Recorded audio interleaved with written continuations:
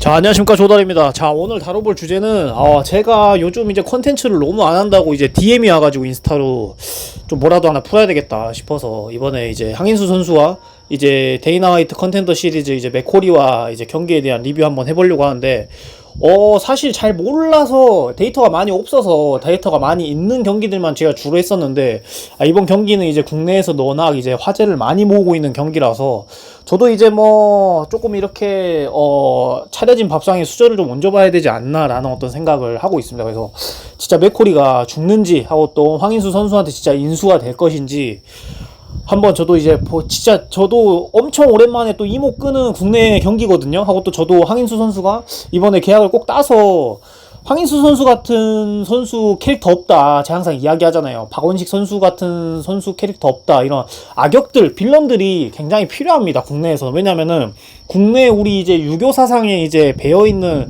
격투기 선수들 보면은 다른 나라 플레이어분들과 틀리게 굉장히 뭐랄까 조신해요, 마이크웍에. 그리고 되게 신사적이고, 그러다 보니까 어디 이제 세계 시장에 나갔었을 때 뭔가 좀 이목을 이런 마케팅적으로나 이런 것들을 잘 못 끌지 않나 하는데도 이 진짜에서 우러나오는 소울이 잘 안 느껴집니다. 이 사람들이 일부러 억지로 악역을 자처하는 그런 느낌?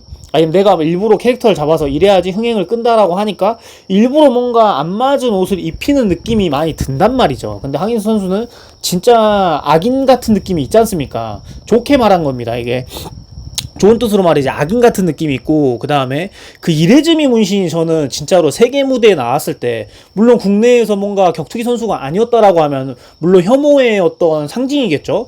근데 격투기 선수인데 세계 시장에 나갔었을 때, 그리고 UFC에서 이런 타투 같은 거는 뭔가 그냥 액세서리 같은 느낌입니다, UFC 내에서는. 우리가 지금 이제 UFC라는 하고 또 격투기 선수가 아니라는 이미지로 빠진 일반인으로 우리가 비교를 했었을 때는 뭔가 우리나라 이제 정서상 이런 이레즈미 문신이나 이런 것들은 굉장히 좀 뭔가 혐오의 대상 이런 건데, 타투 더 잔인하고 더 많이 칭칭 감은 UFC 선수들 많아요. 근데 그 선수들이 비호감이냐 하고 또 그 나라에서 칭송을 받지 못하냐, 전혀 그렇지 않거든요. 그래서 이런 악인의 이미지, 근데 이제 아시아인인데 굉장히 세 보이고 이레즈미가 몸에 다 감겨서 뭔가 갑옷을 입고 있는 그런 느낌이 굉장히 무협지에 나오는 그런 약간 악인 느낌이 전 나서 굉장히 이런 캐릭터들이 저는 굉장히 좋다라고 저는 생각하거든요. 그래서 그 캐릭터에 맞는 실력만 갖춰진다라면 전 굉장히 저는 대박이지 않나라는 이제 생각을 하고 있습니다. 그래서 저 황인수 선수가 진짜 이번에 좀 이겨줬으면 하는 바람이 있고,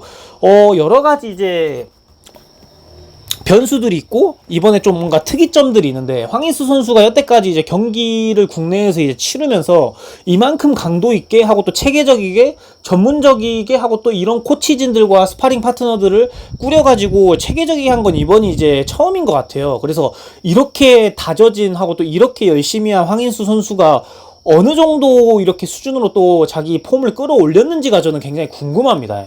실제로 제가 하동호 격투기라든지 여러 이제 황인수 선수 관련된 소스 나오는 브이로그나 컨텐츠 같은 거 챙겨보면은 정말 역대급으로 열심히 하는 것 같아요. 그래서 이런 오픈 브이로그들도 많이 올리는 게 진짜 열심히 하기 때문에 그게 반증이다고 생각을 해서 저는 올린다라고 저는 생각을 하고 있거든요. 그래서 진짜 보고 있으면은 인터벌이라든지 기술 연습이라든지 하고 또 진짜 제일 든든한 거는 정찬선 선수가 그 옆에 타이트하게 붙어서 맨투맨으로 이렇게 퍼스널 트레이닝을 해주잖아요.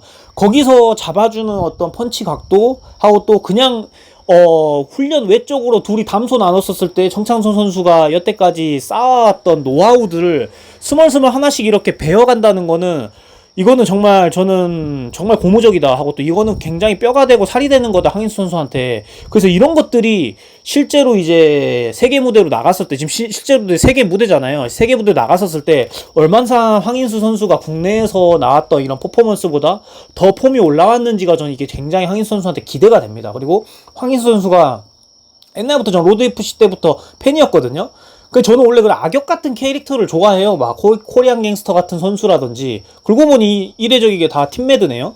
예. 그리고 황인수 선수 같은 굉장히 좀 당당하고, 왜냐면 이게 투기 종목이다 보니까, 이게 예를 들어서 농구였으면은, 뭐 예를 들어서 야구였으면은 이런 선수들이 뭔가 비신사적이게 보이고 좀 더티해 보일 수가 있는데, 사실 이거는 격투기잖아요. 치고받고 싸워야 되는 경기에 이런 이미지는 전 좀 필요하지 않나. 그래야지 상대도 좀 쪼는 맛이 있고 하고 또 이제 세계 무대로 나가려고 목표를 잡고 있는 사람인데 뭔가 너무 신사적이고 젠틀하면은 이 스포츠하고 뭔가 전 결이 틀리다 생각하거든요. 그래서 이런 부분이 황인수 선수한테 굉장히 기대를 모으고 있고 이번에 굉장히 임팩트 있게 경기를 해서 꼭 계약을 땄으면 하거든요, 사실 진짜로. 예. 하고 저는 황인수 선수 이야기를 좀 더 덧붙이자면은 황인수 선수가 뭐 본인도 억울하게 뭐 물론 본인의 어떤 과오가 있기 때문에 그런 부분의 포인트에 꽂혀가지고 악플러들이 있을 수도 있겠죠. 저도 이제 유튜브를 하면서 하고 또 과거에 방송을 출연해보면서 악플을 이제 받아봤는데 이 악플은 사실 받다 보면은 이 당사자 있잖아요. 악플을 받는 이 대상 당사자는 뭔가 그 악플에 말려가지고 좀 더 뭔가 안 좋은 스탠스를 취하게 된다 해야 되나? 좀 더 부정적인 영향으로 더 빠져들거나 그리고 또 그 악플에 뭔가 계속 이렇게 노출되면은 걔네들한테 뭔가 더 왜냐면 실제로 저도 알지만 하고 또 실제로 뭐 저 주변에 이제 유튜브 하던 사람들 중에 고소해서 실제로 이렇게 잡아본 사람들도 보면은 악플 대부분 다른 사람들이 조금 시간적 여유가 많거나 하고 실제로도 사회에서 뭔가 직위가 좀 낮은 그렇다고 해서 그 사람들 비하하는 거 아닙니다. 그것도 실제로 대부분 어린 사람들이 많습니다. 예. 그리고 정말 악플 이야기에서 뭐 이거는 사담인데 진짜 최측근들이 많아요. 예.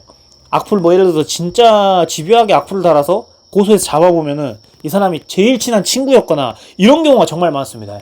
그래서 황인수 선수도 뭔가 보면 억울하게 또 본인이 어떤 실력이나 관록에 대해서 리스펙트를 못 받다 보니까 더 뭔가 본인이 일그러지지 않았나라는 생각이 들어요. 그래서 이런 부분에 있어서 굉장히 안타깝고 이거는 일반인들은 공감 못 합니다. 저도 그냥 대외적이게 소소한 크리에이터로도 해봤었고 방송으로 인해서 방송 송출로 인해서 방송 출연으로 인해서 그로 인해서 어떤 저에 대해 어떤 부정적인 모습이나 저를 좋아하는 사람들도 있을 거고 싫어하는 사람들에 있어서 악플을 달려본 사람으로서 저도 이제 그런 부분에 있어서 황인수 선수의 마음을 조금 이제 공감하는 거죠. 그러다 보니까 더 부정적이게 바뀌는 거고 그런 것들이 컨디션에도 굉장히 영향을 미치거든요. 아무리 본인이 이제 악플을 안 본다라고 하더라도 그러다 보니까 그때 당시에 그래서 격투기 흥미에 굉장히 떨어지지 않았나. 황인수 선수가 폼이 절정이었을 때 명현만 선수가 다 탑독으로 이길 거라고 하고 또 체격 차이도 너무 많이 났었고 맥코리보다 훨씬 크잖아요. 명현만 선수가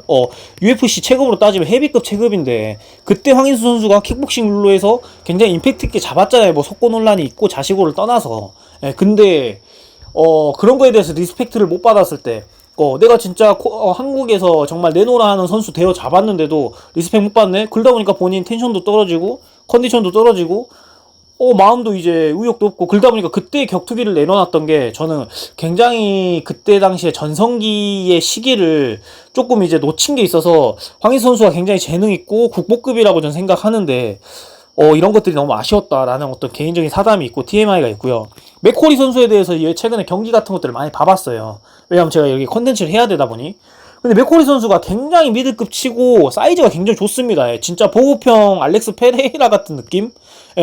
그리고 변칙적인 기술들이 굉장히 많아요. 진짜 백스핀 블로우라든지 니킥이라든지 펀치 치는 각도라든지 굉장히 스텝도 경쾌하고 이제 입식에서 넘어온 선수로 제가 알고 있거든요.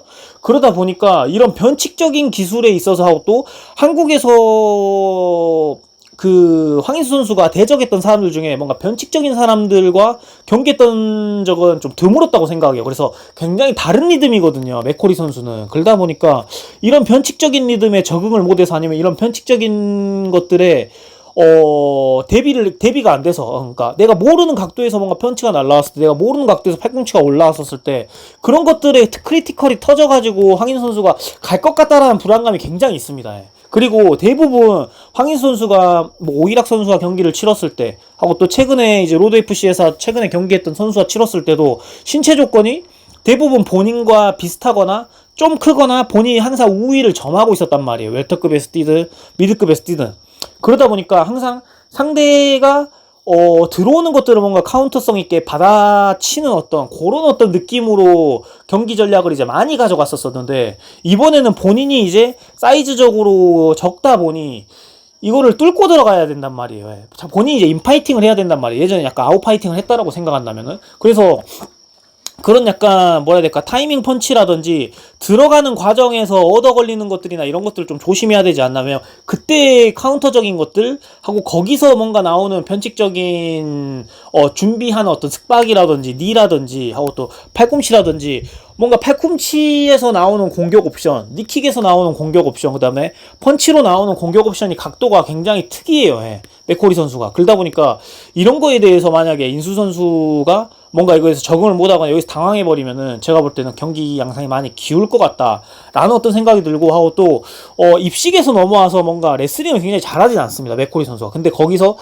입식에서 뭔가 수비 형태로 그래플링을 방어를 잘 해내고 뭔가 길로틴 잡는 것들 그러니까 위에서 수비해내다가 뭐 태클 들어갔다 그럼 다리 벌려서 수비해 놓은 다음에 디펜스 해 놓은 다음에 거기서 뭔가 이렇게 초크 잡는 것들에 그런 것들에 약간 단조로운데 그런 것들 혹시 얻어 걸리거나 클린치 상황에서 더티복싱 하다가도 걸릴 수도 있다면 황인 선수가 10cm 정도 적기 때문에 위에서 아래로 있단 말이에요. 그러다 보니까 길로틴 같은 것들이 조금 이제 하기 좋은 어떤 신체 조건이고 둘이 이제 상성이다고 저는 생각하거든요. 그래서 그런 것들을 뭔가 또 조심해야 되고 변칙적인 게 전 제일 두렵다라고 저는 생각해요. 왜냐면은 그 리듬에 상대의 그런 리듬에 적응이 안 돼 있기 때문에 그런 변칙에서 하고 그러니까 항상 뭐 어떤 펀치라든지 킥이라든지 내가 모르는 곳에서 내가 준비가 안 됐었을 때 맞으면은 그게 굉장히 데미지가 크다라고 이야기를 하잖아요. 그래서 그게 굉장히 저는 우려스럽고 맥코리 선수가 이제 신체 사이즈가 크다 보니까 이제 황인 선수가 어찌됐든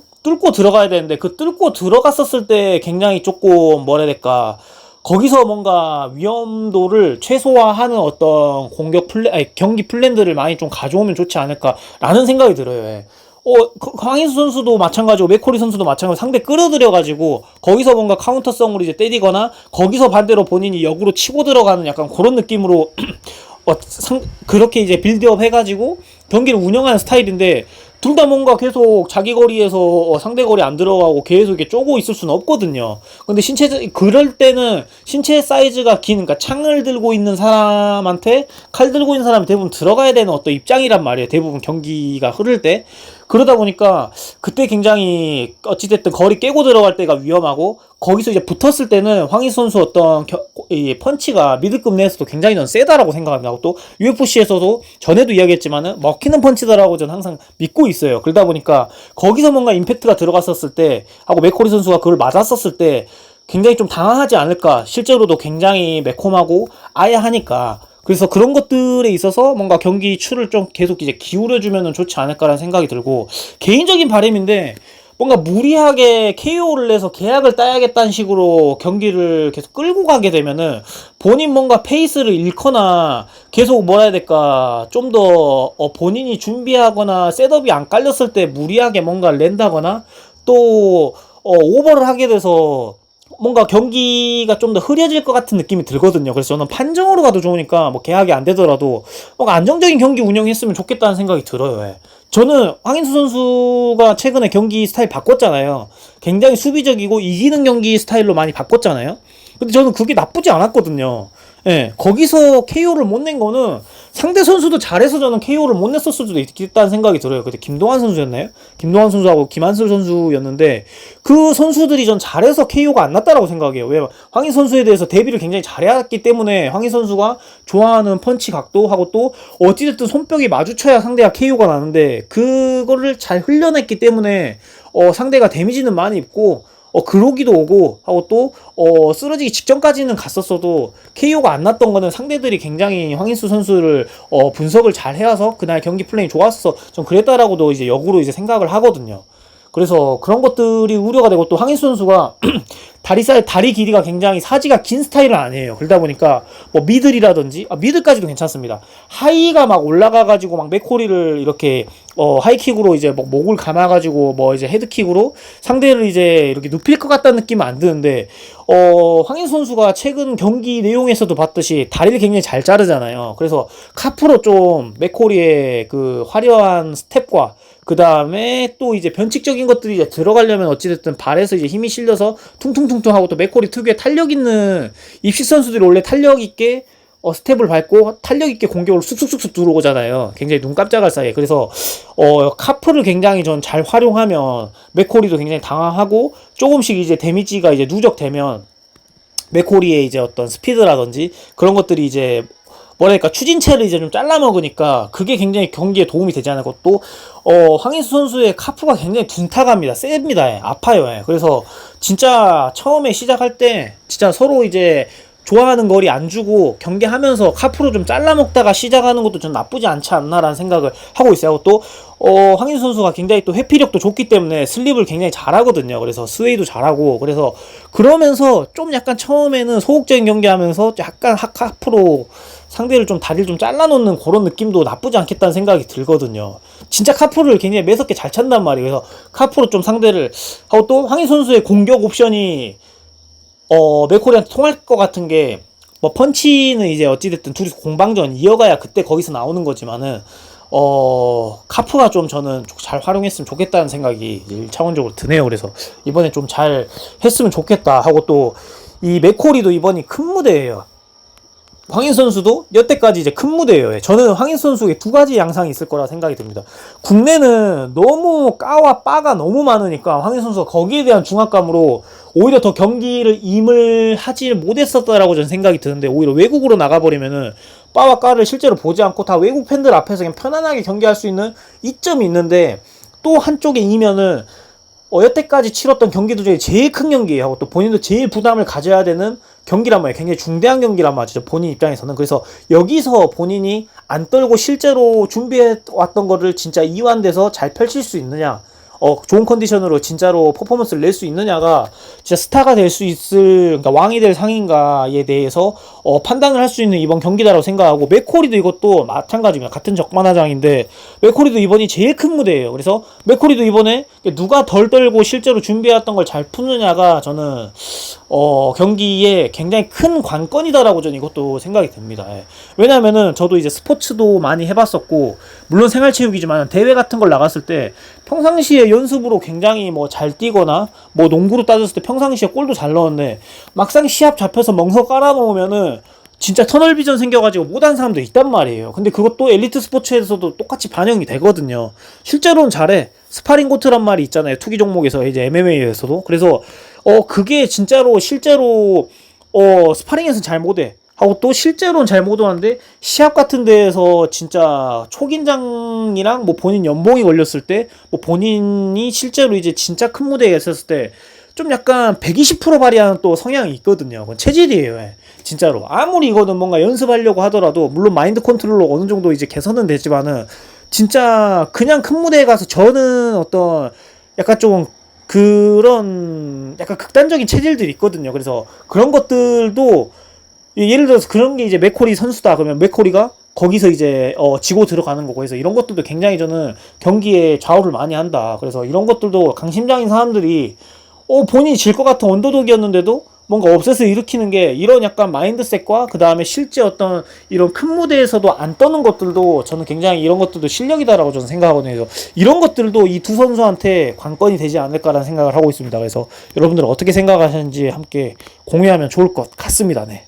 감사합니다. 좋은 밤 되십시오. See you!